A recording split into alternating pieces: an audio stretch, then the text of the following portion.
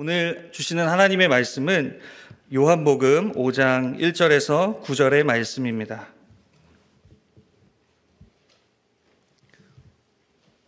요한복음 5장 1절에서 9절 말씀인데요. 광고 하나를 제가 빠뜨렸습니다. 오늘 예배에 우리 귀한 분이 오셨는데요. 우리 총회에서 파송 선교사로 사역하고 계시는 정조나단 선교사님이 이 자리에 함께하고 계십니다. 우리 잠시 자리에 일어나 주시면 우리 격한 박수로 격려해드리고 환영해드리면 좋겠습니다. 감사합니다. 요한복음 5장 1절에서 9절 말씀 제가 봉독하겠습니다. 그 후에 유대인의 명절이 되어 예수께서 예루살렘에 올라가시니라. 예루살렘에 있는 양문 곁에 히브리 말로 베데스다라 하는 못이 있는데 거기 행각 5이 있고 그 안에 많은 병자, 맹인, 다리 저는 사람, 혈기 마른 사람들이 누워 물의 움직임을 기다리니 이는 천사가 가끔 못에 내려와 물을 움직이게 하는데 움직인 후에 먼저 들어가는 자는 어떤 병에 걸렸든지 낫게 되밀어라. 거기 38해 된 병자가 있더라. 예수께서 그 누운 것을 보시고 병이 벌써 오래된 줄 아시고 이르시되 내가 낫고자 하느냐. 병자가 대답하되 주여 물이 움직일 때에 나를 못에 넣어주는 사람이 없어 내가 가는 동안에 다른 사람이 먼저 내려가나이다. 예수께서 이르시되 일어나 내 자리를 들고 걸어가라 하시니 그 사람이 곧 나아서 자리를 들고 걸어가니라. 이날은 안식일이니. 아멘. 오늘 본문의 말씀을 나누기에 앞서서 요한복음을 기록한 목적이 무엇인가 그것을 먼저 알고 오늘 말씀을 대하면 더 좋을 것 같습니다. 오늘 본문 말씀을 대하는 이 요한복음을 쓴 저자 사도 요한의 목적은 무엇인가? 요한복음 20장 31절에 이렇게 말씀하십니다. 오직 이것을 기록함은 너희로 예수께서 하나님의 아들 그리스도이심을 믿게 하려 하며 또 너희로 믿고 그 이름을 힘입어 생명을 얻게 하려 함이니라.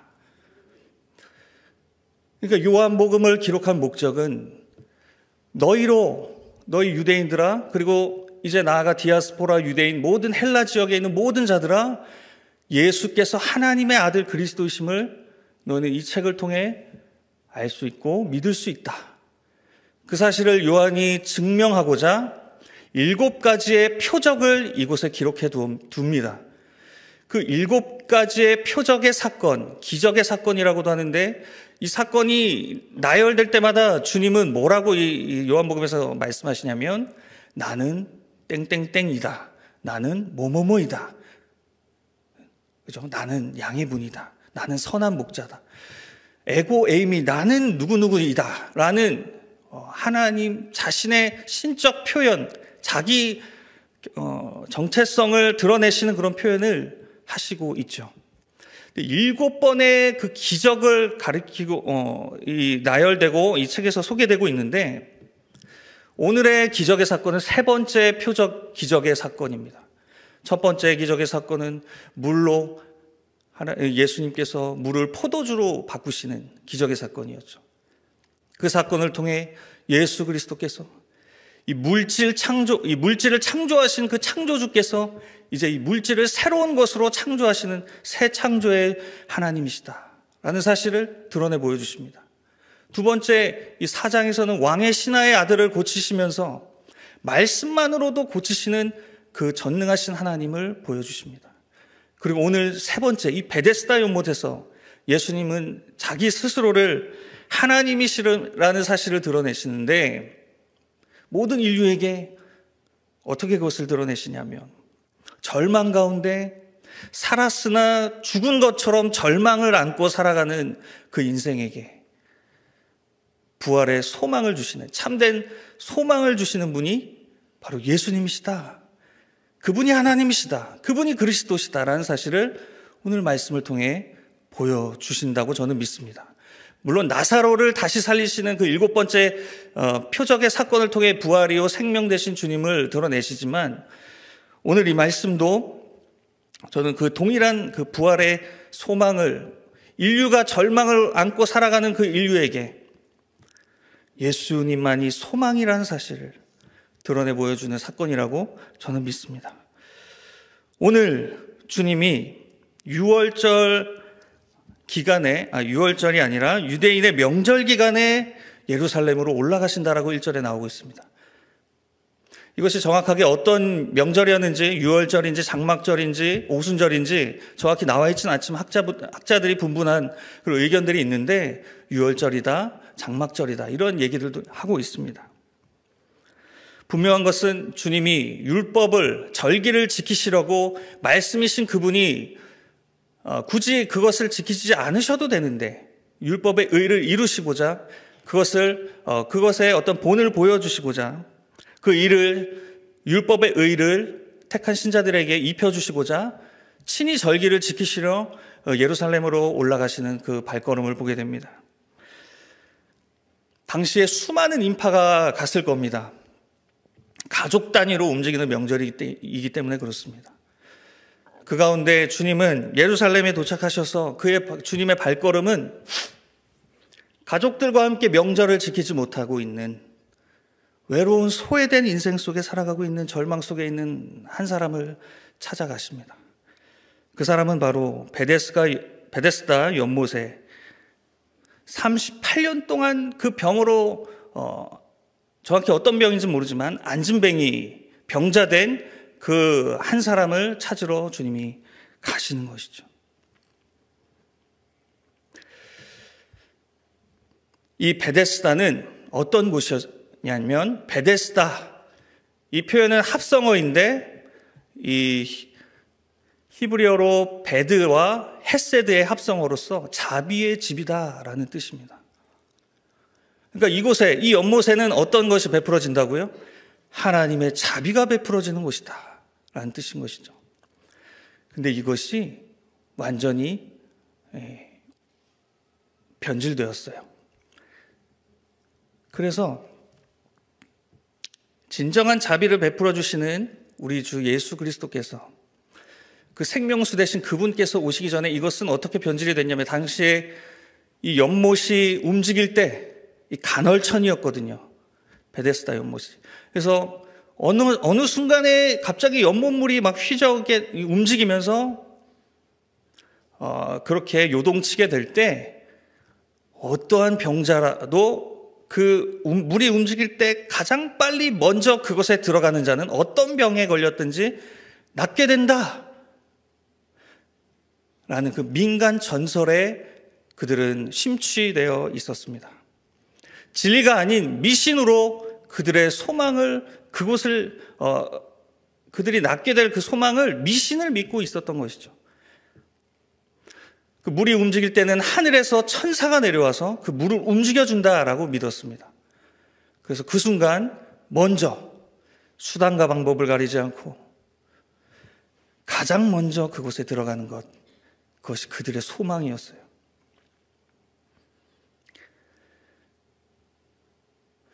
여러분, 이 미신에 빠져있는 이 베데스다 사회, 그런데 이 사회 안에 가장 절망적인 상황 속에 있었던 한 사람, 38년 된 병자입니다. 제가 올해 38인데요. 1년 동안 걷지 못한 게 아닙니다. 10년도 아닙니다. 20년도 아닙니다. 38년입니다. 38년 동안 발을 땅에 디뎌본 적이 없어요. 그저 주저앉아서 기어다니는 인생, 주저앉아버린 인생, 38년 동안이요. 이 사람이 이 병을 고치고자 얼마나 노력했겠습니까?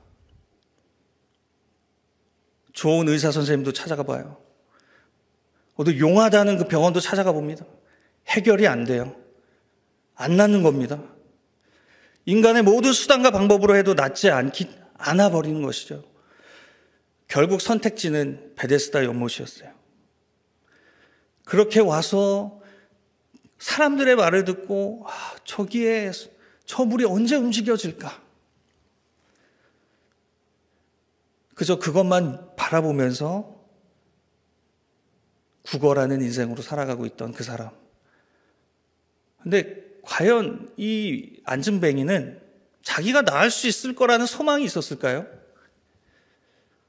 저는 없었다고 믿습니다. 왜 그러냐면 그 물이 움직이더라도 가장 먼저 거기 들어가야 되거든요. 근데 자신은 지금 안진뱅이잖아요. 방법은 한 가지 있습니다. 누군가 나를 물에 던져주면 됩니다. 물이 움직여 있는 순간 나를 재빨리 던져주는 그 한 사람만 있으면 됩니다. 근데 주위에 그런 사람은 없어 보입니다.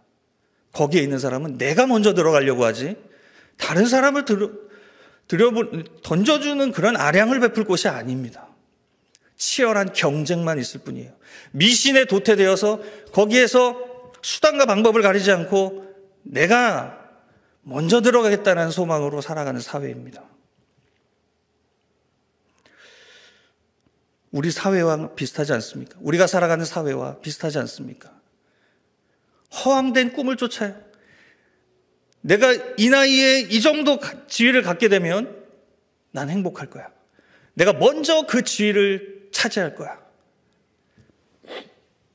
그것을 위해 아둥바둥 수단과 방법을 가리지 않습니다. 편법도 좋습니다. 출발선에서 선 밟고 출발하는 것도 아무런 문제가 되지 않습니다. 내가 먼저 들어갈 수만 있다면. 그런 허황된 꿈속에서 허황된 기적을 바라고 있는, 그러나 그 기적이 내게 일어날까? 그저 살았으나 죽은 것 같은 절망 속에 살아가고 있는 그 사람, 38년 된 병자를 오늘 주님이 찾아오시는 것이죠. 여러분 6절 말씀을 함께 보시겠습니까? 한번 같이 읽어보겠습니다. 시작. 예수께서 그 누운 것을 보시고 병이 벌써 오래된 줄 아시고 이르시되 내가 낫고자 하느냐. 아멘. 주님이 하나님이라는 사실을 오늘 보여주시는데 동사를 보세요. 예수께서 보시고 병이 오래된 줄 바로 아시고. 예수님은요, 보시는 분이세요. 우리가 얼마나 절망적인 사람인지, 절망에 빠져 있는 사람이고, 우리의 그 어떤 질병이, 그 영적인 병이 얼마나 고약한지 보시고 아시는 분이시다 라는 사실 믿으십니까? 주님이 보시고 아시는 것이 우리의 소망입니다. 우리의 소망은 주님이 보시고 있다는 거예요. 그리고 그 보신 주님은 바로 우리를 알고 계신다는 사실이 우리의 소망인 것이죠. 우리 안에서 소망이 일어날 수 없습니다. 주님이 우리를 아신다는 사실, 그것이 우리의 소망인 줄 믿습니다. 그 소망 대신 주님이 찾아오셔서 말씀하시죠. 내가 낫고자 하느냐. 여러분 당연한 거 아닙니까? 병에 걸려 보셨잖아요. 안 낫고 싶은 사람이 어디 있습니까? 주님이 그 사실을 모르실까요? 전지전능한 하나님께서. 아닙니다. 이 병을 고칠 수 있는지, 네가 낫길 원하는지 정말 모르셔서 물어보시는 게 아니라, 이 질문은 너가 정말 나을 수 있다는 사실을 너가 믿느냐? 다시 한번 그의 절망적인 그 상황을, 소망을 일으킬 수 있는 그 의지를 하나님께서 북돋아주고 계신 이 주님의 질문인 것이죠. 너 정말로 내가 낫길 원하느냐? 그런데 그 미신 말고 이 말을 하고 있는 나로 인해 너 정말 낫길 원하느냐? 이 말은 다른 말로 너 나로 말미암아 나을 수 있어. 소망을 가져. 소망을 가져. 그 물이 움직여지는 것이 너의 소망이 아니야. 네 옆에 있는 그 사람이, 너를 연못에 던져줄 수 있는 사람이 내 소망이 아니야. 나의 병을 아시고 나를 보시고 있는 주님이 나의 소망이라는 사실, 그의 소망이라는 사실을 너 정말 믿을 수 있니? 그걸 물어보고 계시는 것이죠. 그래서 이 병자는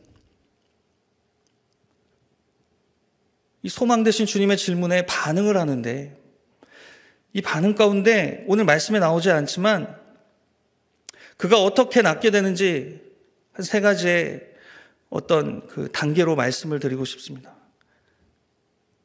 38년 된 병자가 낫기 위해서는 익숙한 절망을 거절해야 됩니다. 나는 안 돼. 다른 사람들은 다 행복할지라도 나는 행복하지 않아. 나는 시작부터 인생이 불공평한 인생이야. 나는 안 돼. 라고 하는 절망을 선택하는 그 마음, 그 거절하라는 말씀이에요. 38년 동안이라도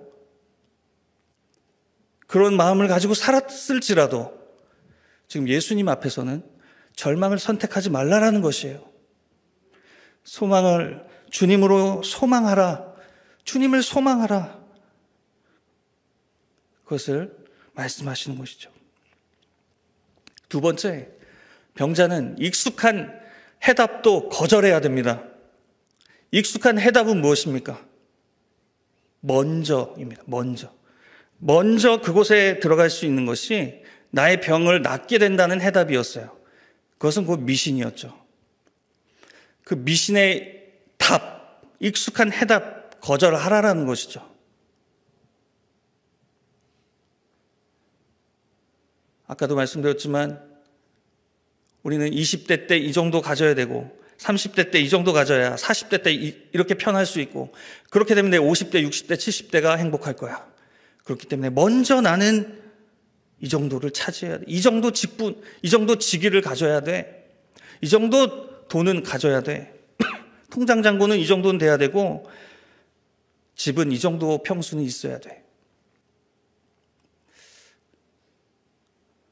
그것이 우리의 인생에 익숙한 해답처럼 보여지고 사람들의 목소리도 세상 사람들도 그렇게 말하지만 그 익숙한 해답을 거절하라라고 주님 말씀하세요.